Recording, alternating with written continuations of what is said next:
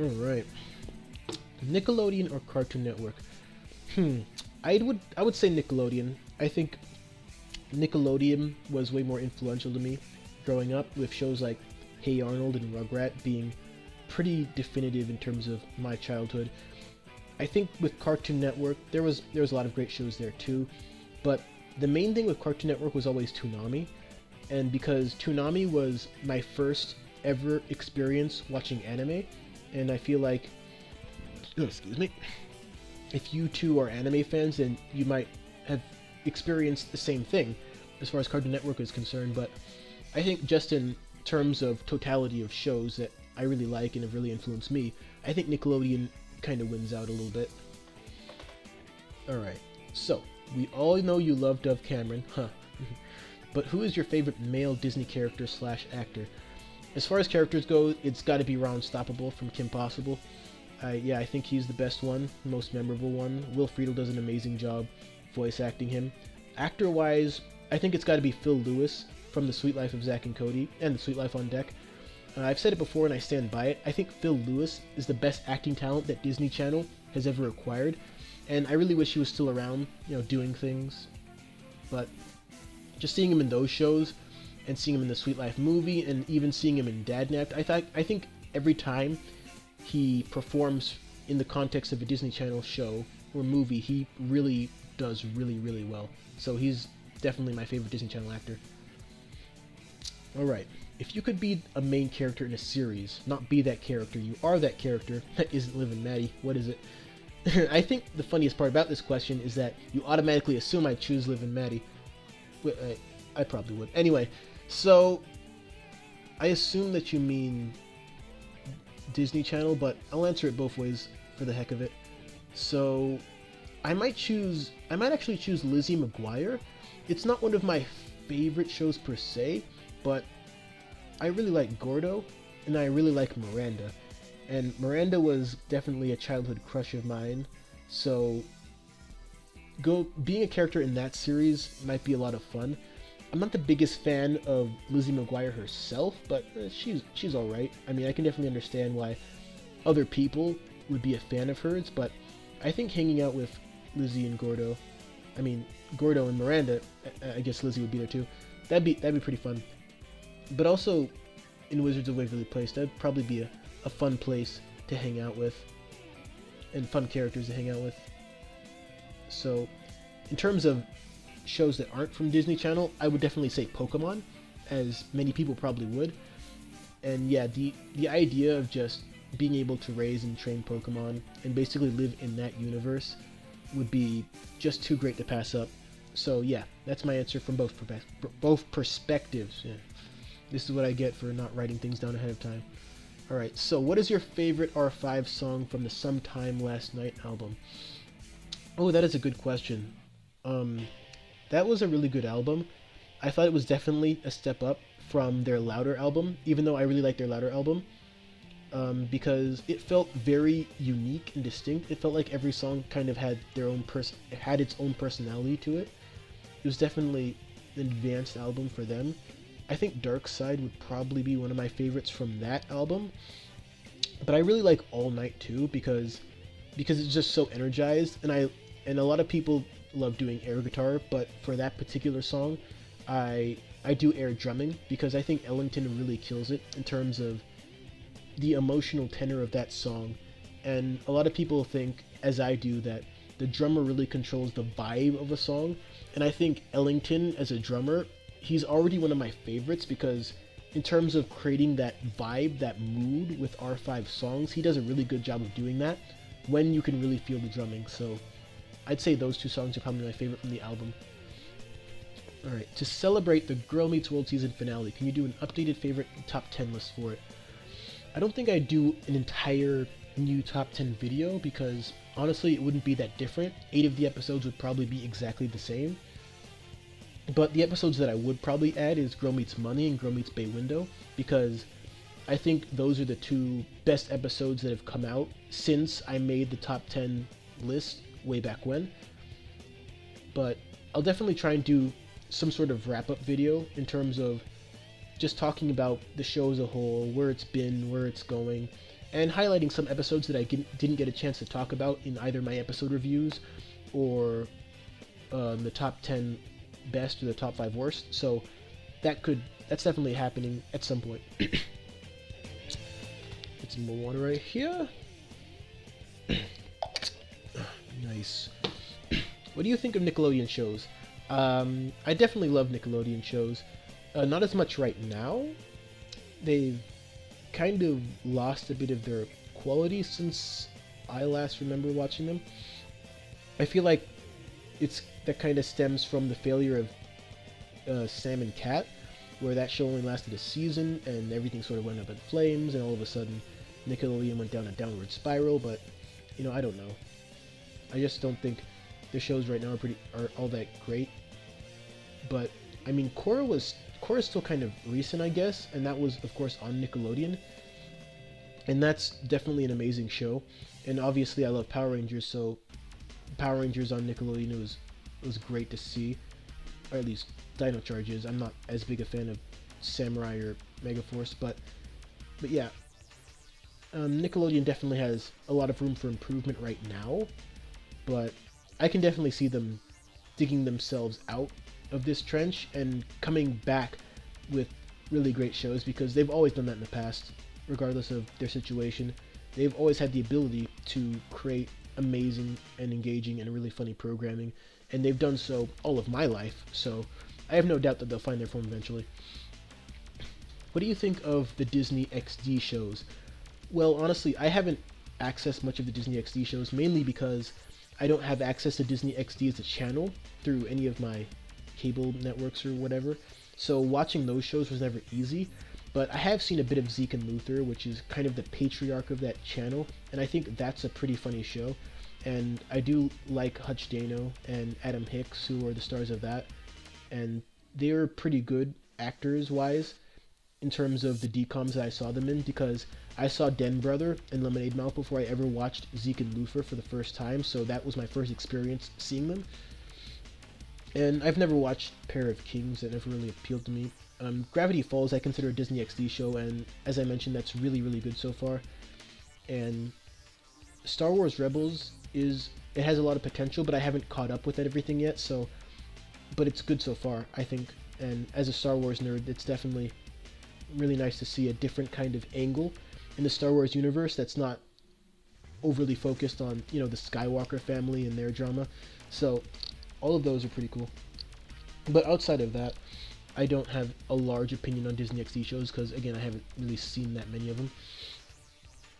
Are you Team Captain America or Team Iron Man? I'm Team freaking excited for Civil War. That's the honest answer I can give there.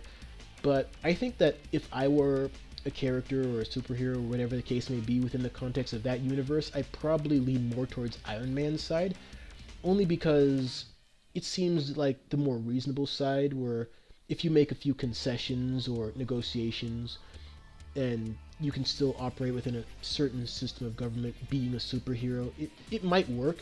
Obviously, Captain America has some valid points too, in terms of his perspective on it, but I just think in terms of creating a legitimate debate, I would side more with Iron Man's side, but I think there's definitely, what's the word? I guess concessions that both sides can make, and we'll see how it ends up.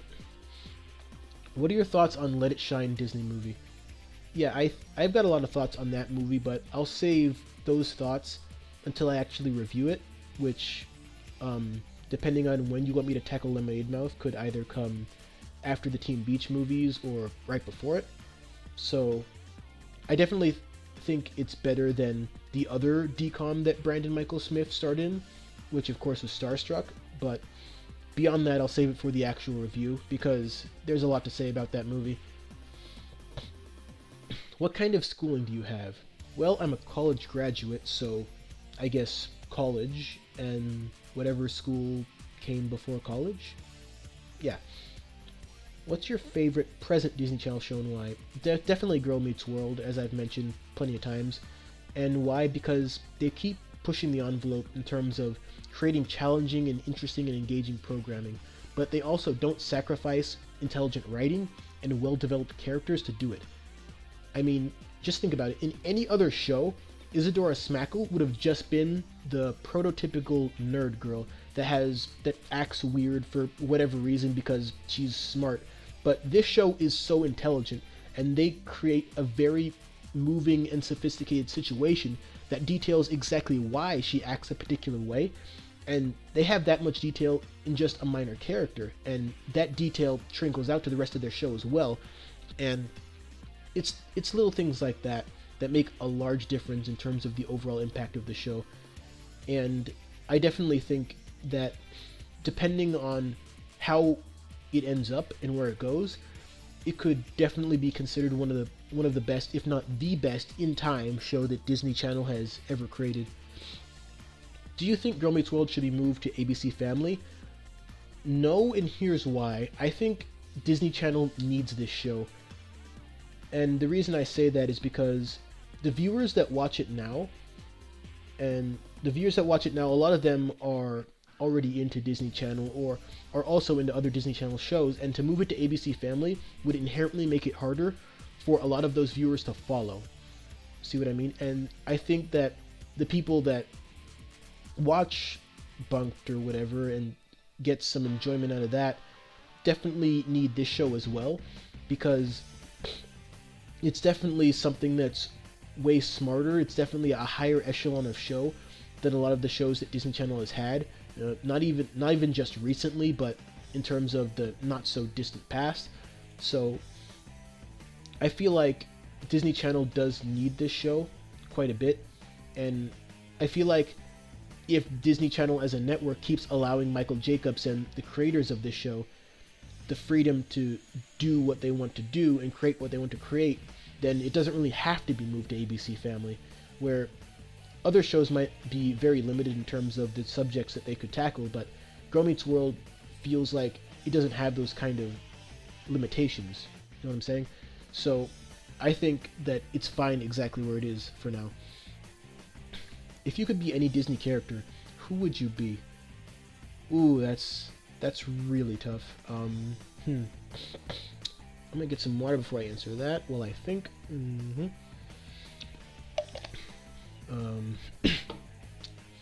I think it's Justin Russo. I think the appeal of being a wizard and being very smart and probably being a little taller than I am. I don't know how tall he is, but he seems taller than me. Would be cool. So that's definitely the sensible choice. Yeah. Yeah, that's good. That's a good answer. Yeah, moving on. All right. Do you like Star Wars? And if so, do you like the prequels or the originals better, and why? Yeah, I definitely love Star Wars. I definitely try to put a Star Wars reference in the videos that I can. I think I've used 2 or 3 so far, and of course my first film review was Star Wars The Force Awakens, which I loved. And that was also one of my favorite movies of 2015. And Star Wars are some of my favorite movies in general. I think the originals are better, but I'm not one of those obsessive, hyperactive fanboys that don't see the good things that the prequels did. I think Episode 1, it's a solid action movie, and there's a lot of things that it gets right in terms of feeling like a more modernized version of Star Wars, which inherently is kind of weird because this story is supposed to happen in the past, so you might think, well, why is Naboo's fighters look more advanced than X-Wing? So, I mean, yeah, that's kind of a thing, but I mean, outside of like midi-chlorians or something like that, I think there's a lot to like about that movie. Pod racing is pretty fun, but not as much when I repeat watch it because I've seen pod racing like 6 or 7 times. And Darth Maul is really awesome. Seeing that double-sided lightsaber go off for the first time was amazing. And the score of that movie, especially the score that covers their fighting with Darth Maul when Obi-Wan and Qui-Gon fight him, those are amazing. The Episode 2 is, I don't think it's as good, but it also has a lot of really great moments. Like that Coliseum fight was just a nerdgasm. I mean, that many lightsabers powered up at once, come on, you gotta love it. And the third movie is definitely the best of the prequels, and I think it really symbolizes the core of Star Wars, and I think I mean, it might not be saying much, but I think it's Hayden Christensen's best acting in the movie, where he's so wonderfully evil and psychotic, and his transition from the light to the dark side was so basically scary in the best possible way, and the evil looks that he gives, that those are just bone chilling. So I think there's a lot to like about the prequels, more so than many people will say, but the originals are definitely better. They're definitely more magical movies, more of an experience, and of course I think Darth Vader is the best villain in the history of all villains, not just cinematically, so there's that. I know you watched Star Wars The Force Awakens, so what do you think of Reylo? I'm not sure if that's a misspelling or a ship, but I like all the new characters. Rey especially. I think I pretty much fell in love with Rey before I even watched the movie for the first time, and once I finally watched the movie, all of my feelings were justified. Daisy really does an amazing job of portraying her, and there are talks that she'll end up being the next Tomb Raider, and I don't know if anybody's actually seen the first couple of Tomb Raider movies, but I think this will be a vast improvement on those. So, Kylo Ren is an interesting character. I think his character arc was very intentional, and I think that not a lot of people liked it, but I think that was the point. I think he was supposed to be more of this dark side brat, so to speak, who over-idolized Darth Vader, because, I mean, who wouldn't? He's Darth Vader. But, yeah, it'll be interesting to see where both of their characters end up, because I think those two will end up being the most interesting and most well-developed characters of the new trilogy. I love Finn too, but I think he's pretty much going to stay the way he is, which is kind of a somewhat lovable side character in a sense. But who knows? There's only so much you can speculate right now, and I try to stay as far away as I can from potential spoilers. But yeah, I've got a lot of great feelings about this new trilogy and what they're doing with it.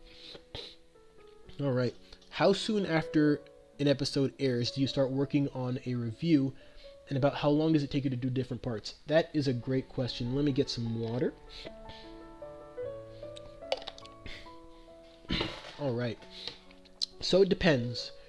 With Girl Meets World, I work on the episode review immediately after, and I usually can get it uploaded by around 1 a.m. the next day, depending on how quick I can access the footage I need and how complicated the episode is to dissect and how long the video will end up being as a direct result of all that. For Liv and Maddie, that's the next day. I usually am a bit slower on that. And for everything else, it just depends on when I want to review it, because, yeah, more or less. And how long does it take you to do different parts? Well, I think the easiest part is the writing. Usually I have a script that I write up before I actually do the recording on any video to allow me to basically just get my thoughts written down on paper, and then I get it read all back to me so I know what I need to proofread and where I can basically improve how I analyze certain aspects, and that usually takes about an hour or so, depending on how complicated what I'm reviewing is or what have you. And then after I do the writing, I acquire the footage, and then I use Windows Movie Maker to edit it all together. And then I do the actual voice recording, and that takes me the longest. That's what takes maybe 3 to 4 hours on average per video, or longer if it's a DCOM review, because I mess up a lot. Yeah, so obviously you can probably figure that because this Q&A special isn't scripted, so I'm already messing up a lot and I can just basically say whatever I want to. But yeah, that definitely takes me the most amount of time.